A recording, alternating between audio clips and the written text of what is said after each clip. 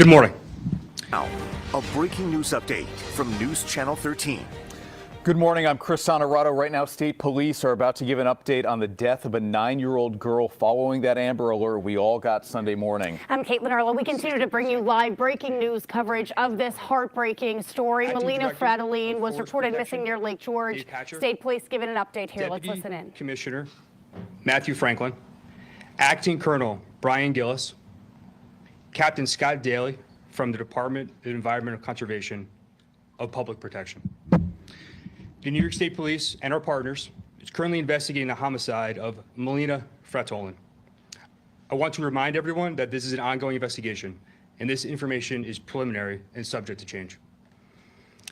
On Saturday, July 19th, 2025, at approximately 10 o'clock p.m., Warren County 911 received a call from a man reporting his 9-year-old daughter missing with a possible abduction in the area of exit 22 of I-87 Northway in Lake George.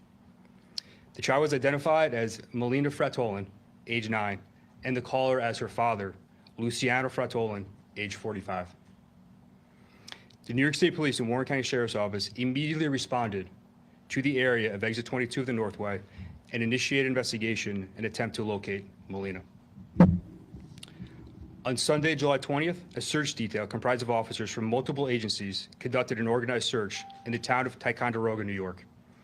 In an area Mr. Frattolin was suspected of having visited.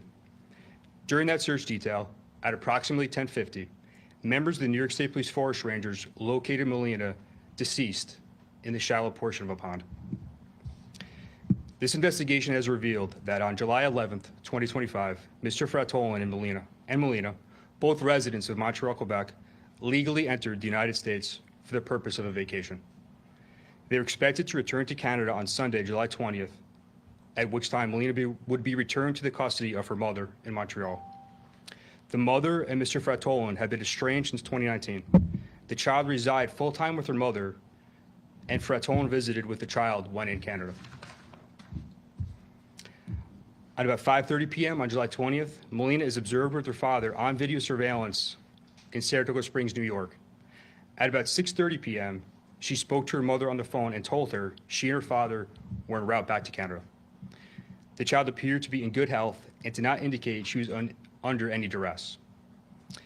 The investigation has determined sometime after Melina's phone call with her mother and before Mr. Frattolin's 911 call, he allegedly murdered Melina and left her body in a remote area where she was later discovered by law enforcement. Initial reports from Mr. Frattolin of a suspicious white van in the area of the alleged disappearance was proven to be untrue. The suspect has been charged with murder in the second degree and concealment of a human corpse. He was then transported to the Essex County Correctional Facility where he was held pending arraignment. The suspect is scheduled to be at Ticonderoga Town Court this morning for arraignment. Melina's cause of death is pending the results of an autopsy, which is scheduled for later today.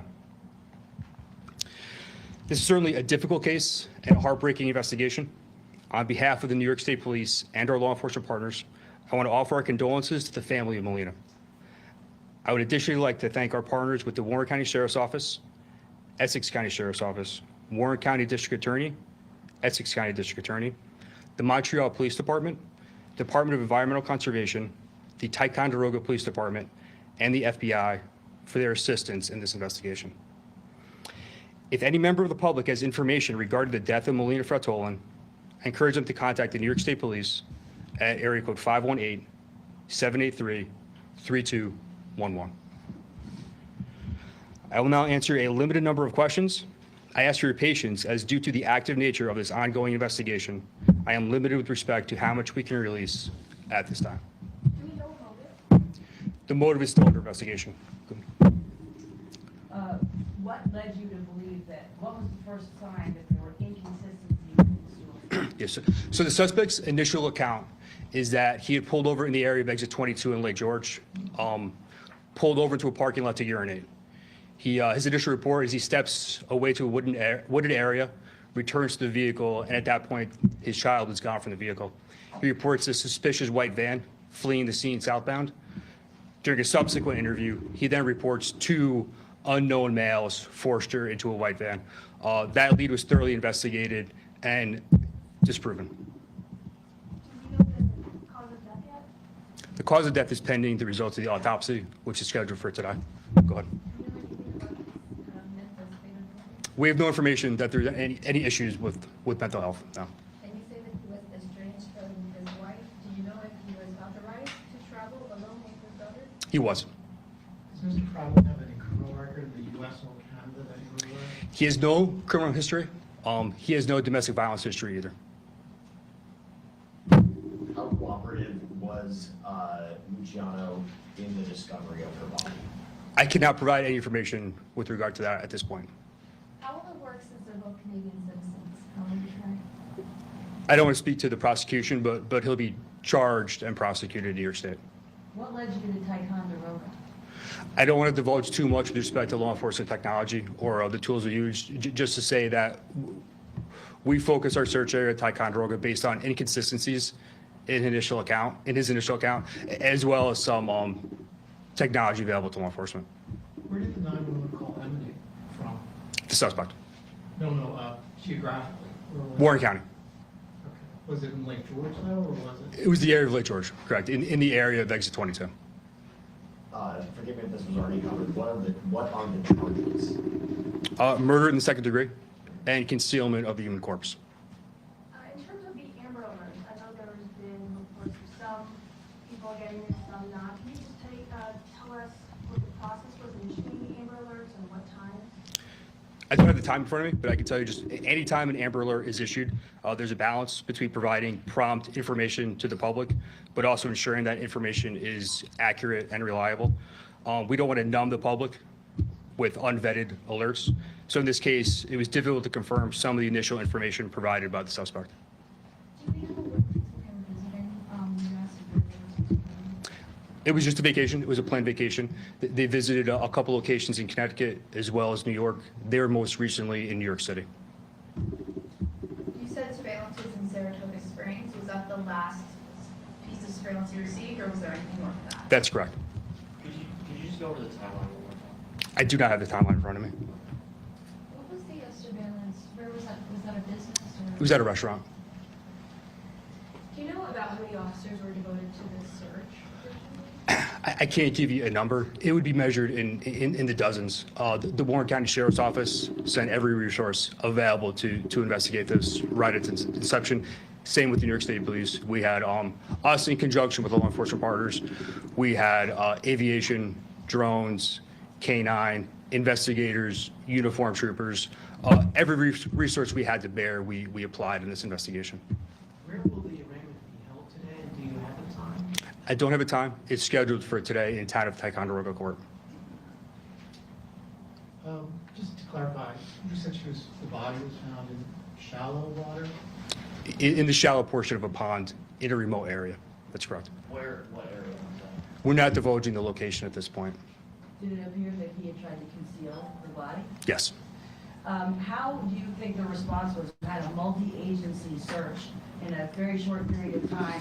How did that work for you? How do you think that? Public safety is always our number one priority. While these cases are very rare, they are incredibly tragic. And I just want to ensure the public that the New York State Police and our law enforcement partners will always utilize all available resources to apprehend any offenders that endanger children. Can you talk at all about how difficult this case was involving a 9-year-old girl? It was very difficult. It's very emotional. I was at the command post when we received notification that she was deceased. It was very difficult and emotional. At that point, though, the best we could do is provide some measure of justice to the family, and we are just fortunate we're able to do that in this case.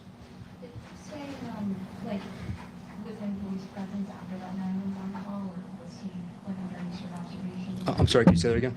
After Luciano made the 911 call, did he stay under any sort of observation by police? Was he, I guess, in sort of police presence up until his arrest? Yes, he reported this. He fabricated the initial report of the abduction, and he was in the custody of police from that point on. Take one more question, guys. Did you say did the mother? I'm sorry. Did you say if the mother had any concerns about the safety of her daughter while she was with him? She had no concerns for her daughter's safety while she was with him. She knew that he was taking her on this trip to the States. Law enforcement was in contact with her as well as Montreal PD during the course of the investigation. Thank you. Guys so much.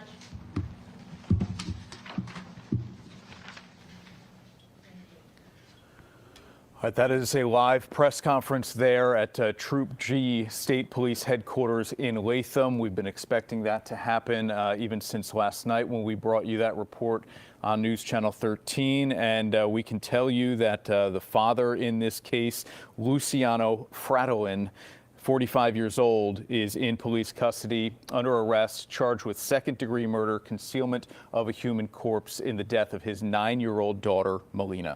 Yeah, we now know state police tell us that they found her body in a shallow portion of a pond in Ticonderoga in a remote area. They didn't give us specifics about that. But again, we do know that her father charged with second-degree murder for her death. We know that they were on a vacation together. The mother knew about it. Her mother lives back in Montreal. She had called her mother at 6:30 yesterday, said she was on her way home back to Canada on Saturday night, back to Canada with her father. And that was the last time her mother heard from her. And then around 10 o'clock is when Luciano called police and said that his daughter was abducted while they were at the rest stop. They stopped to go to the bathroom. He said she was left in the car. He exited the car to go to the bathroom, and when he came back, he said that he saw a white van speeding away with his daughter in it. Obviously, police found out that was not true. Yeah, there were inconsistencies, according to police, in Frattolin's story about that white van, whether or not he saw it speeding away or whether or not he saw a couple of men enter the van once he reported that Melina was allegedly abducted. As Caitlin said, police say that is not true based on some of the technology they used. And why the call from Lake George and then the search in Ticonderoga? You heard New York State Police say that they used some of their technology there, whether it's pinging a cell phone or some cameras in the area that led them to that area. And this was a multi-agency effort. We heard at every single level, even as high up as the FBI, involved in trying to find Melina Frattolin after she was, again, reported missing and even abducted there by her father. We know Luciano and Melina went as far south as New York City, spent some time in Connecticut as well. The phone call, or they were captured on camera even in Saratoga Springs, and then the phone call was made shortly after that. Luciano Frattolin and his estranged wife had some shared custody over Melina, and according to state police, Luciano would visit Melina when he was back in Montreal. Yeah, again, he is charged with the murder in the second degree and concealment of a human corpse. We know our Kumi Tucker asked that question if he tried to conceal the body, and state police said yes, that he did. Just a tragic story to bring you. Again, in terms of motive, we don't know. Police didn't have much to say right now about the motive in this killing. But of course, that's a question we're going to continue to ask and work to find more information on this tragic story. So again, it's a second-degree murder charge for Luciano Frattolin and concealment of a human corpse. He's in police custody. He'll be arraigned later on today in the town of Ticonderoga court. We will, of course, continue to stay on top of this story for you on air. News Channel 13 live at noon next, and certainly in between newscasts, follow us on social media and across our website, WNYT.com. That will do it for this live report here on News Channel 13. For Caitlin Erla, I'm Chris Honorato.